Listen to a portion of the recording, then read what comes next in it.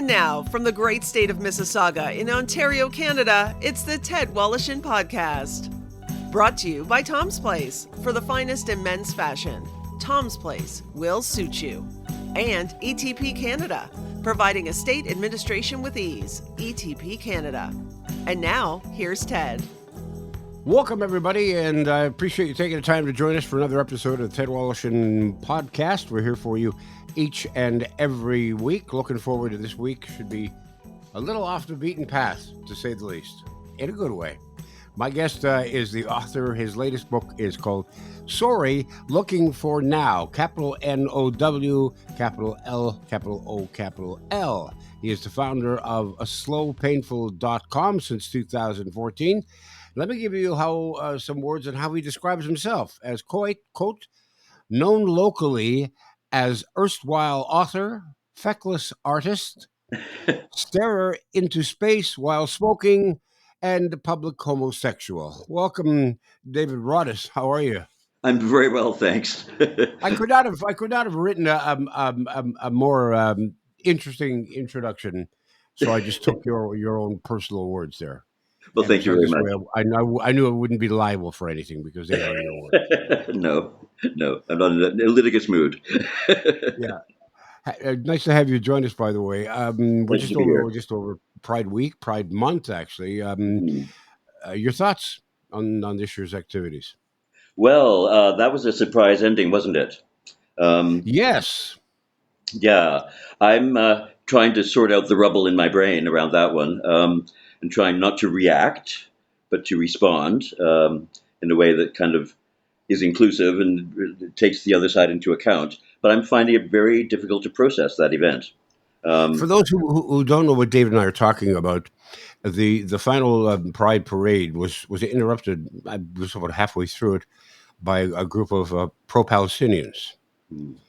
And they decided, that's it, we're just going to end it right here. And without confrontation, they just shut it down. Everybody walked away. I thought, wow, I never expected that. Right. And B, I never expected it to end the way it ended. Like after they ran into the protest, I thought the cops would have just said, okay, You've had your time, now move away, let this parade go through. But I guess they just didn't want any confrontation. Not with a bang, but with a bang then a whimper. Yeah. Yes. You know, I'm finding it hard. Okay, I'm certainly on the side of whatever solution in the Middle East involves the least killing of children and women. Right, I'm on that side. Sure. Let's put it like that. I find it such a regrettable timing in light of the backlash against the trans movement and queer people in general, especially in North America. I find it's made me feel. I don't know. You know, I had an inkling that something would happen this Pride. I'm glad it wasn't violent, but in a way, I feel that what they did was, I don't know. It seems disingenuous. The timing seems disingenuous. It's like it has given the impression almost of an official discounting of Pride. It's like, you know, it's basically it's our one time of year where queer people get to be visible. Visibility is the big issue, right? Right. I'm not saying that we're more important than what's happening in Gaza. I'm just saying that Pride is not the enemy, right? If they're talking about pink washing, which as far as I know, means corporations using their apparent support for gay rights as a kind of halo effect around their corporation. Right. But I don't think that the Pride is the enemy. If you want to protest that, fair enough. Why not protest at the corporations who are doing the harm? You know. Well, that to me always made more sense. It's like when people started protesting the COVID vaccine. Why would you protest in front of a hospital where people are trying to get in because they're due for cancer treatments, right, or they're due for physiotherapy, or they're due for psychotherapy? I mean, why would they do that? And after this occurred on the weekend, I thought to myself, okay, so if this situation in the Middle East isn't resolved within the next 2 months, 3 months, what's next? They're going to boycott the Santa Claus parade? Right, or go and throw some paint on a painting in the National Gallery. I don't know, something equally ridiculous, and it doesn't solve anything, and it just discounted gay celebrations, pride celebrations, at the time we really, really needed that affirmation of our worth and our visibility, with things going crazy south of the border, Well, it's not just south of the border now. It's or worldwide. I mean, it's almost we could almost sit here and laugh our way through half an hour of discussing and examining what's going on in the world right now. But Right. it's to the point where it's like, is it funny or is it? Should I laugh or should I cry? I don't know. It's a situation going on with the upcoming election, the two candidates that they've got, and you think to yourself, with all due respect to the Republicans and the Democrats, is this the best you guys can come up with at this Really, point? And the really, situation in the Middle East and the ongoing conflict still going on with the invasion of Russia into Ukraine. And you think to yourself, my God, the world's it's going to hell in a handbasket here. yeah. I mean, have we started World War III already? Is it, in hindsight, it's hard to tell. That's a good point. I mean, everybody thought that World War III would immediately mean nuclear arms, but that's not necessarily so. Well, at least mutually assured destruction worked. Okay, so that concept worked fine, but it doesn't leave much choice as to the rest of the conflict. Yeah, it's been quite a year. Let's just put it that way. And with some Supreme Court decisions that have just come down, it seems that Trump is going to be a king. They Yeah, they they started the United States to defy a king, and now they're crowning one. It feels like anyway. I know. I mean, I read that decision. It says that he is immune in certain areas. What does that mean? Like, if he's acting Okay. as a president, he is immune. But if he's not acting as a president, he's not immune. But It if you said are the president, isn't everything you're doing as a president? Well, you'd think. I mean, they said for official acts, but he's not immune from unofficial acts. But that then who decides what's an official act? You Well, know, is precisely. is getting up a slate of fake electors an official act? It wouldn't seem so, but I don't know. Nothing surprises me anymore. As I, Let's talk about the Pride movement and where it sits today in 2024, and where it was a decade ago in 2014. oh gosh, I'm not sure I have that much short-term memory left, but I'll try and talk on that. See if you can scrape it out. All right. What was that? So what was Have happening in the 2014? advancements? I mean, do you think how much better is the situation right now? I mean, there are other instruments and there are other incidents that have occurred that have been setbacks for the gay community, and others that have been positive moves forward. So I'm just trying to figure out: are you better off? I guess it's like that question for the elections: are you better off 4 years ago than you are now, or are you worse off? I think now we're worse off. It feels like we're worse off. It feels like we've lost many of the gains of acceptance and of course, I'm still thinking mostly of the United States, but those things trickle up because of our geography. They kind of trickle up through the prairies and through, our connection with the U.S. I find that we try to do our bargain basement version of the Republicans sometimes here. Um, I think I feel worse off. And I used to say something jokingly, although it's certainly not a joking matter when you hear me say the words, that there'd be gay people in camps before my time was up. It's not come to that, but it starts to feel like we're on that kind of road. It depends on what part of the world you're in. Yeah, yeah. And also North Americans, we tend to be a little bit self-centered, if I can put it that way. Maybe that's the Hmm. polite way of putting it. We tend to think, oh, North America, gay people get married and all's hunky dory, and we forget that we're not the world, right? That gay rights have been going backwards in Hungary and Poland, certainly in Russia. Um, there are places in Africa where I believe Uganda, there's the death penalty now they've just brought in. Right. So things seem to be sliding back into a kind of massive reaction against gender. They're putting it under the heading of gender, but that sweeps up all queer people. Right. Um, And what about generationally? Generation Z, Generation X versus the Boomers. I mean, where are their heads at? Who takes more kindly to the queer public? And um, and are we raising a younger generation that's going to be more open minded or less open minded? I'm not sure. I'm starting to think maybe a little bit less. It started for me when Pete Buttigieg was running for president. First openly gay candidate, married to a guy, blew every stereotype out of the water. But there was a strange, I did a blog post about this, it had a strange kind of homophobia. There was this saying going around, oh, 10 more years of Pete Buttigieg, or we'll never get rid of him. He'll be around forever now. I thought, what is this? Why are you worried about that? Isn't that a good thing? But it felt like a weird kind of unspoken homophobia. Um, Yeah.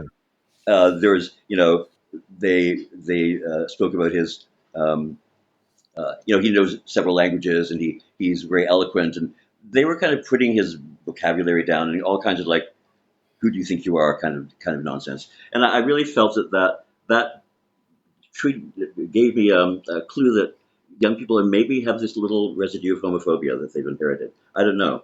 Um, I think that the decision about pride makes me think that, or makes me remember that young people are very black and white sometimes. They're very intense, and they think that there's only one right way to do things, and meet our demands now. They're unfamiliar with the concept of compromise, which is how politics works. I think. Um, that, I think so anyway. Any hard line starts to feel suspicious to me. It starts to feel authoritarian. So really, I really regret, though I support, like I say, any solution that reduces the amount of killing in the Middle East. I just wish they had not um, done this with the Pride Parade, because I think oppressed people should, like, I want justice for more than my in-group, right? I want it for all people who are oppressed. I think that's the liberal thing. You want to expand the scope of justice. It's the big tent, right? But I think that they failed to take into account that this is our one time of visibility. It's very important to us, and maybe that they're barking up the wrong tree. I don't know, but what's done is done. You've described your book, Sorry Looking for Now, LOL, as I believe you said, a collection of unruly essays. Yes, yes, Explain that. unruly essays. I mean, I know what Uh, it means, but I want to hear it from you. unruly essays means well, unruly. It means not. I'm not towing a party line. I'm not trying to fit in with received opinion. I'm giving my opinion, which might Right. conform to yours or might not. And yeah, that's basically all I meant by that. Sometimes I can be a little extreme. Um, uh, Nothing that frightens the horses too much. But yeah, if horses even come It's a into great it. expression. I'll have to remember that one. But yes, so it's not. You might be surprised by what you read, I guess is what I'm saying. You might be Right. surprised to take certain I opinions. find it interesting that people, whenever people are put into categories, whether they say, okay, here's a gay group, here's the Republicans, here's the Democrats, here's Right. pro-choice, here's that everybody thinks that when you're in a group, that everybody in that group is like mind, Right. which of course is not true, as we can No. see right now, even in our own country right now, politically, the Liberal Party, man, there's some serious infighting going on. Yes. Yes. And they're not all, they maybe all be liberals, card carrying liberals, but boy, they're not all on the same stage. Yeah, I'm ambivalent about that. Sometimes I think it's good to see that. Good to see that we're in a healthy democracy and we're going to have these tough conversations. I just wish that they could do it in the living room with the curtains pulled down, rather than doing it in public. I think it's Yeah. like not to give a united front. You know. Um, uh, So with that thought, because I was going to get to this, but you're going to lead me to it right now anyway. Your thoughts on social media and what social media has done, not just to the gay community, but ugh. to the general community, the it community at large.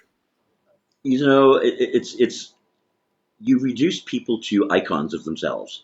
You dehumanize people basically on social media. Um, we fell prey to this notion of, say, for example, Facebook. Oh, it's going to be a wonderful way to be in touch with your friends.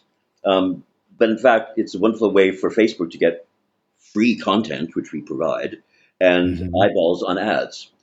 Yeah. We had no idea. We're naive, right? We had no idea that they'd be selling our data without our permission to Cambridge Analytica, for example. We had no idea that Russia would be sending its bots over to influence elections. Mhm. This was all. It's like when you pull the curtain back in the Wizard of Oz, and the wizard's standing there, but it's really much more evil than the wizard, right? It really is something bad. Um, Yeah. so we saw how it has increased the atomization, I guess, of society. People get stuck in these funnels or rabbit holes, and they become entrenched in their opinions. They're not no longer People are no longer willing, for example, to even listen to Yeah. the other side, right? So I think it's been a total negative. When I look at Twitter every so often, because I used to use Twitter a lot and enjoy the fact that I could follow news as it happens. I thought it was, it had good points to it. But since Mr. Musk has made it his own, it's Mhm. basically bots arguing with bots. I think it's been completely infested with bots. There's hardly any people on it. It's given birth to a false sense of reality. And by that I mean that here you've got people who are growing up who are thinking, well, look at me. And the perfect example, and you've probably seen this cartoon where a woman walks in with her husband to a funeral home to pay their last respects to a friend, and there's about 200 chairs laid out in this room and maybe only four people. And she says, I'm so surprised there's so few people. He had more than 2,000 likes. Oh no. You know, and that's what it is people think, well, I've got 4,000 followers on Facebook, I must be really popular, I must be influential. And Yeah, then there are the influencers, and I mean, that concept turns my stomach. Somebody who yeah, sits there, who gets paid to show off a new pair of boots because they happen to be an attractive person, and they yeah. say these boots are terrific, you should go out and buy them. Right, And I think to right. myself, what? You're just a But they shill. do for influence your young follower. people. Yeah, yeah, yeah. But it's likes are not real. It's like and the person you're talking to is effectively not real because you're just talking to, as Naomi Klein would point out, a doppelganger of yourself, right? Yeah. It's just and also you say things. I've read things that people say on social media that you would never say to a person in real life. I've heard men call women unspeakable names, women that they've never met, because you're not the person isn't there. You're just this dehumanized kind of avatar, So I think it's really public discourse has gone downhill like major. You It's know, not just that the person isn't there, they're not even giving their real name. yeah, It's Chicago Baloney 138, and who are you and where are you from? You're just some right. chicken shit kid hiding in the basement somewhere. Yeah, you're like a thing without a past, without a context, just whatever you want to be. It's scary. It's very scary. Ted Wallachin returns in a moment. I've had the great fortune to say that I've been associated with one of Toronto's finest names in men's clothing for more than 25 years. Tom's Place. Founded by Tom Mahalick's father in 1958, Tom's Place offers brand name men's apparel at unbeatable prices. But more than that, they boast a long-serving, knowledgeable, and friendly staff that can assist you whether you're looking for casual or formal attire. And they have plenty of first-class tailors on site. In addition, Tom and his family are well known for their philanthropic work. So if you're looking to deal with great people who can fulfill your clothing desires at outstanding prices, do yourself a favor and visit Tom's Place. They're open weekdays from 11 to 6, Saturdays 10 to 5, and Sundays noon to 5. You'll find Tom's Place at 190 Baldwin in the heart of Kensington Market. Or check them out online at toms-place.com. Tom's Place will suit you. This is the sound of 100 children playing without a care in the world. Except for 12 of them. Because 12 of every 100 children live in poverty and are probably hungry. Let's make sure food banks are full for anyone who needs them. Just $16 donated to Feed Ontario can provide lunches for a hungry child for 1 month. Learn how you can help at feedontariotogether.ca. Have you been tasked with the role of a state executor or expected maybe in the future you will be? Well, if so, let me make your life a lot simpler by introducing you to my friend Debbie Stanley. Debbie is the founder of ETP Canada. They specialize in estate administration. Their goal simply is to help Canadian executors understand their role and how to deal with the loved one's estate. Let's face it, there's no school for this, but ETP Canada offers services such as executor support, estate accounting, and they have a new online course called Executor Ready. It's an engaging video designed to make estate administration easier and affordable. And those are two comforting thoughts during a stressful time. So call Debbie Stanley at 1-866-309-0387. That's 1-866-309-0387. Or you can get her at info@etpcanada.ca. That's info@etpcanada.ca. Now back to Ted Wallachin. Has the idea of politics ever entered your mind? Because you're that's fairly pretty prominent much politics. within your community. You're outspoken, you're articulate, an intelligent guy. Certainly, And you could have been one of those 80 people who ran in the federal by-election. That was ridiculous. But has politics ever crossed your mind? it has, but I don't know. There's too many compromising pictures of me out there. I don't know. I don't think I could handle that. Excellent. I might as well be honest. No, It could be your next it book. has. I said, what shall I do with my twilight years apart from writing my blog and finger painting? And I've thought of at least the issue of housing, affordable housing, is very close to my heart, and also election reform, because I've been a Trudeau supporter. I'm a little bit of a half-hearted Trudeau supporter now because really, honestly, he campaigned mainly on, or a large part of his campaign was electoral reform, which he dumped like a hot potato the second he got in, and I'm miffed by that, And I thought, the next time I go camping with him, and he turns to me in the sleeping bag after Christia zips us up, in the sleeping bag. He says, "Can I call you Daddy?" I say, "No." Swipe across. No, do the electoral reform thing first, then we'll talk. One of the funniest things that I find during any campaign and any politician, whatever stripe, whatever country, is the word transparent. This will be a transparent government. And the only thing transparent about that statement is the fact that it's so transparent that you can see right through it. Right. It's just like I was talking to a friend this morning about Trudeau's personality traits, and I was saying, he's not transparent. He's opaque. He's like my mother's lime jello and Miracle Whip salad. He's just like you can't see through it. Like the We Charity kerfuffle. Like all he had to do was leave the room. Was that too high a bar? All he had to do was recuse himself. But anything apparently was easier than that, and it's just like, I want to support him much more than I feel like I do right now. But and with the electoral reform, of course, I spend all of my life strategically voting. You don't vote for the person you want. You vote for the person you want next to make sure that the person you don't want doesn't get in. It's enough to drive a guy crazy.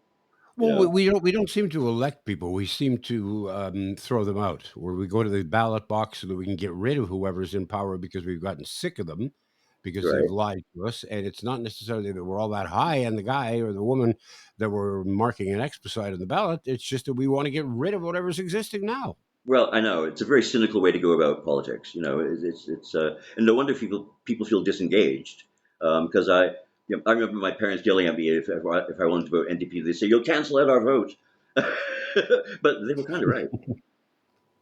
Well, and this is a problem too. You're going to raise a generation, or we are raising a generation who are so skeptical. Thanks, at least in part to social media, are so skeptical that they're going to either completely ignore the concept of voting, thereby allowing people who have delusions of grandeur and allow them to proceed in that fashion, because we're not going to do or say anything about it, because we're not going to trust anybody. Right. Yeah. It's like they're all lying to me, so why do I care? I know that's the people you see online saying, "Oh, all politics is nonsense. All politicians are corrupt." Well, I mean, let's just go throw ourselves on the funeral pyre then and just forget it, Yeah. because you know that kind of. And I feel sometimes those are bad actors. Those are people who maybe are there via Russia or whatever, whoever has an agenda to stir things up and create that apathy. I don't know if you can stir up apathy, if that's a really good metaphor, but anyway, you know what I mean. So, I mean, once you believe that, like, I have to believe that not all politicians are corrupt. I have to believe that. Yeah, I Yeah, think that there are some politicians who generally are entering the race because they think that they can do good things for the country, the right, province, and its citizens.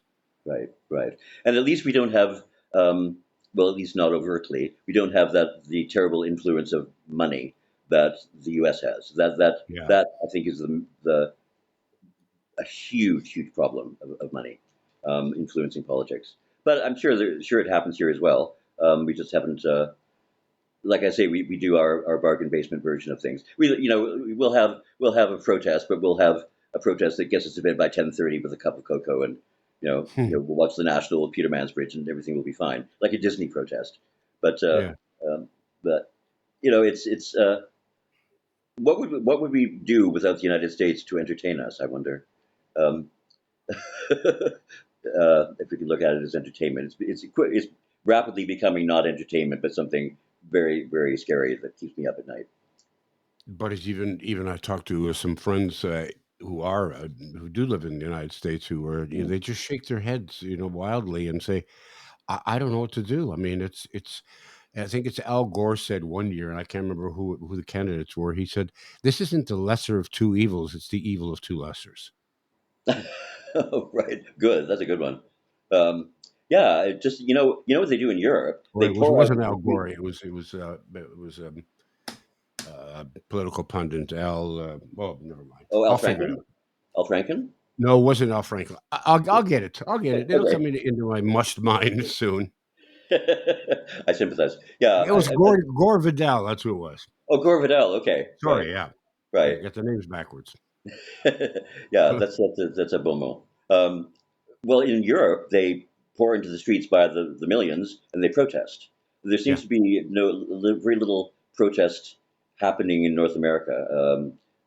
Not protest has been kind of demonized over the past little while.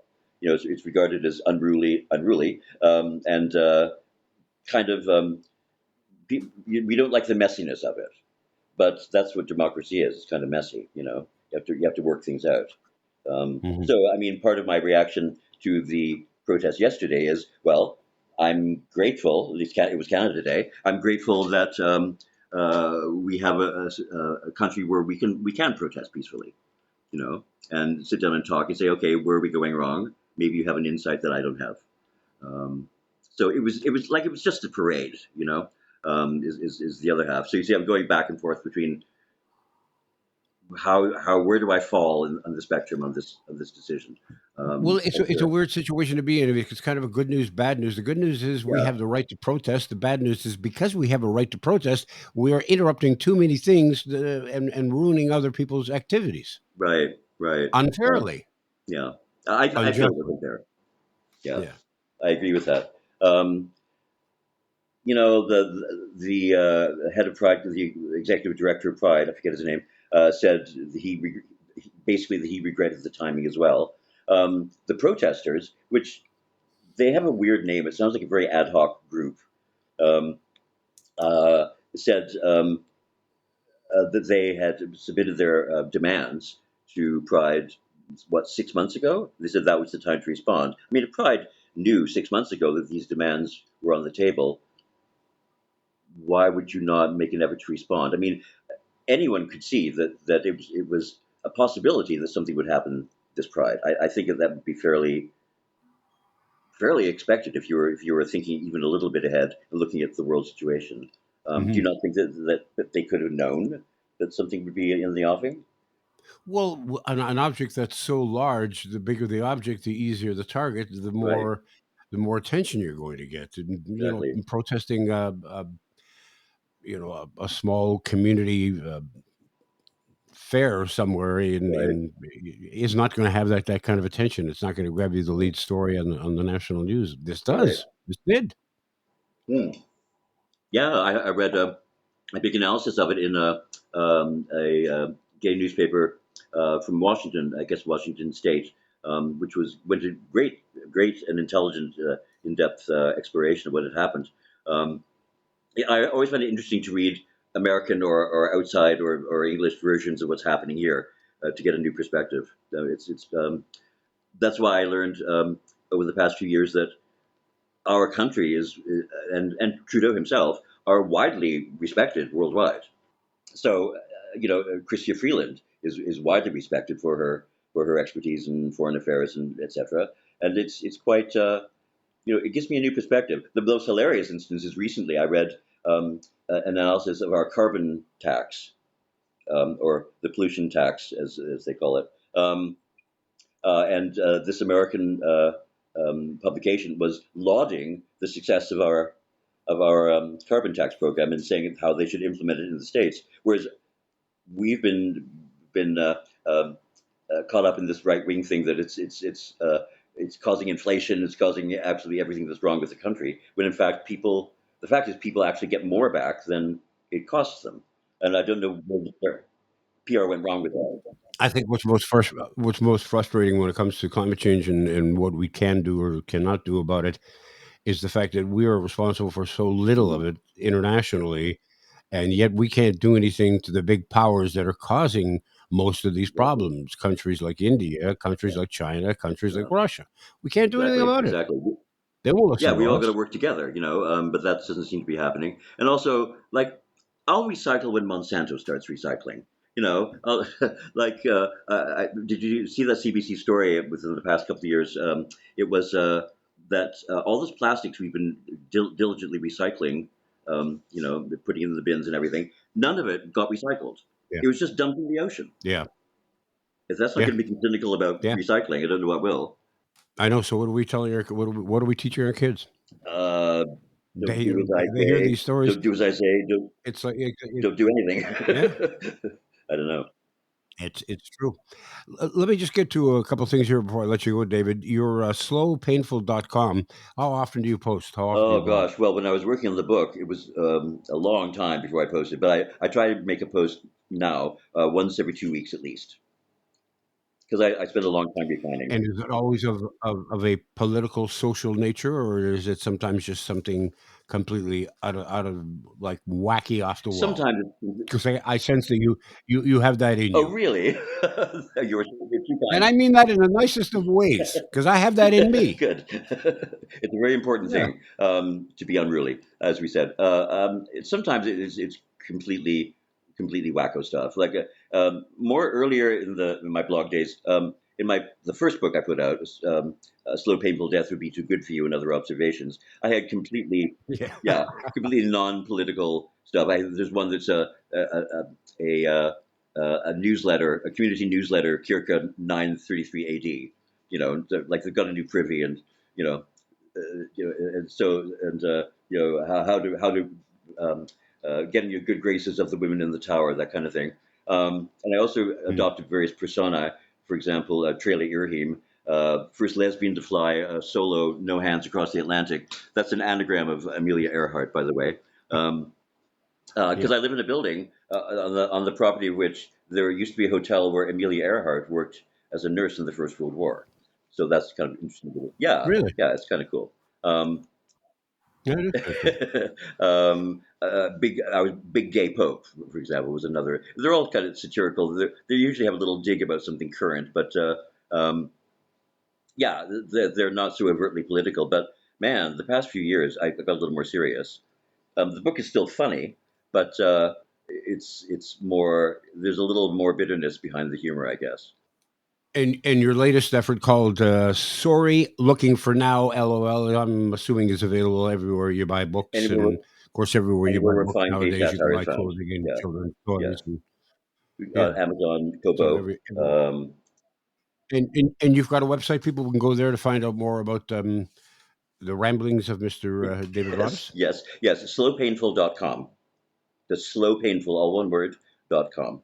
And my latest post is always on the front page. And you can, of course, read the archives too. Good stuff. It's been a real pleasure chatting with you. I thank you very much for taking the time. Thanks so much, Ted. Bye. Well, that's going to do it for us for another episode of the Ted Wallachin Podcast. Thank you so much for spending some time with us. Don't forget to go onto our website. That's www. Why do people even say that anymore? Doesn't everybody know that it's triple W? You don't even have to put that in anymore. Besides why I did. Ted Wallachin, WOLOSHYN.ca. All our past episodes are there. And also, too, you can leave some comments. And as we mentioned on our last episode, we're looking for some people who might want to join us right here on this episode. Well, not this episode, but in forthcoming episodes. If there's something that you'd like to discuss with us, a point of view, we're not looking for politics here. Definitely not politics, but a point of view or something you've done, someone you've met, something that you've discovered, a product, a service, whatever. Let us know, and we'll try to put something together for you in the future. In the meantime, while you're on line, don't forget to fill out your organ and tissue donation cards. You can change or even save a life. In the meantime, have a great week. The Ted Wallachin Podcast has been brought to you by Tom's Place. For the finest in men's clothing at unbeatable prices, it's Tom's Place at 190 Baldwin in the heart of Kensington Market. Tom's Place will suit you. And ETP Canada, providing estate administration with ease. Technical production by Paul Gatt. Music by Bike Thieves. For more on this podcast and our sponsors, and to talk to Ted, go to www.tedwallachin.ca.